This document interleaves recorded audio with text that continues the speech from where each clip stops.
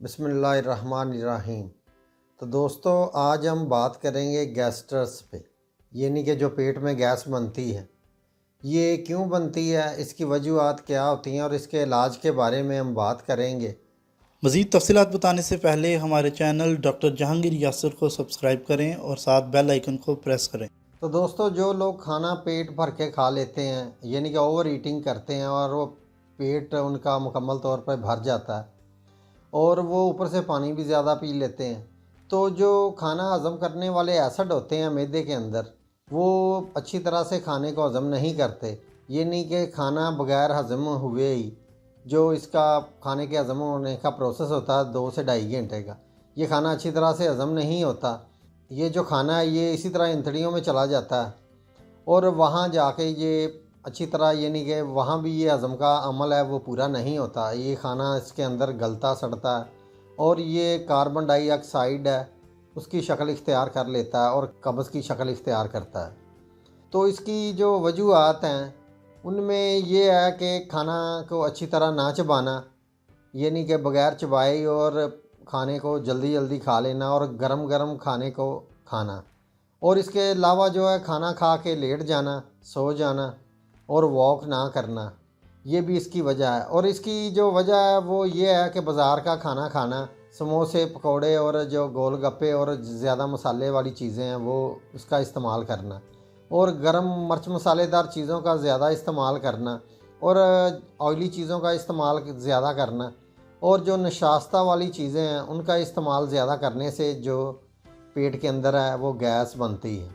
और बाज़ दफ़ा ये डिप्रेशन की वजह से या स्ट्रेस जो लोग ज़्यादा लेते हैं, ज़हनी दबाव की वजह से भी ये हमारी बॉडी के अंदर गैस बनती है। तो दोस्तों, जब हमारा खाना हज़म नहीं होता तो उसके बाद जो कार्बन डाइऑक्साइड में ये हो जाता है तो ये हमारी अंतड़ियों और पेट के अंदर भराव पैदा करता है, यानी कि हमारा पेट इससे जो फूलने लगता है और सांस लेने भी मुश्किल आती है और बैठने में भी और लेटने में भी मुश्किल आती है। और बाज़ दफ़ा ये पेट है ये ढोल की तरह ये ज़्यादा फूल जाता है।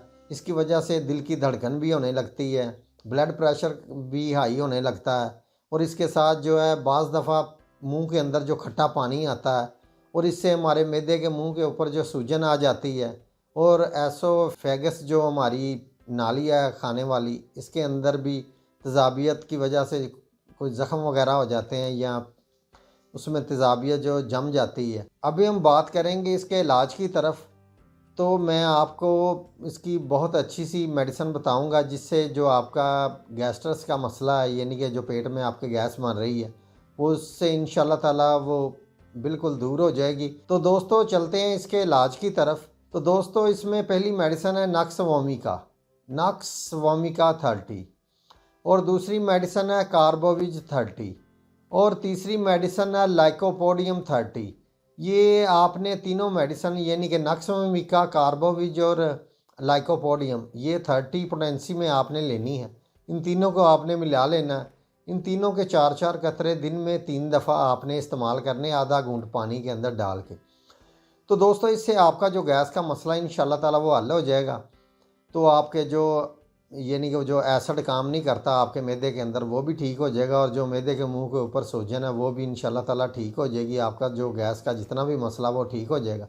लेकिन आपने कुछ एहतियातें भी करनी हैं।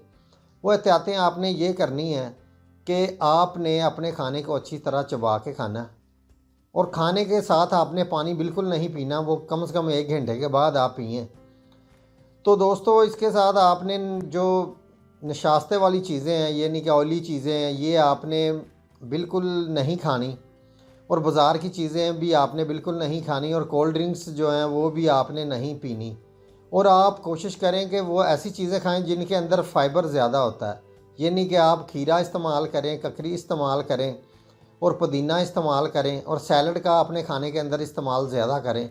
इससे इंशाल्लाह ताला आपका जो मसला है गैस्ट्रस का और जो आपके अंदर गैस बनती है, इंशाल्लाह ताला वो बिल्कुल ठीक हो जाएगी।